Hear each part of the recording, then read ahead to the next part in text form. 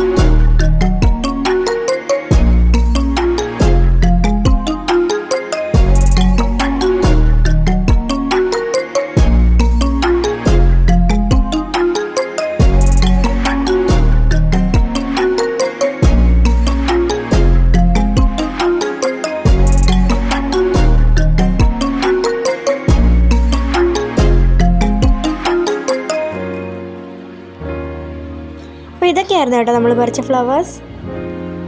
അപ്പോൾ ഇനി അടുത്ത വീഡിയോ കാണാം. ടാറ്റാ.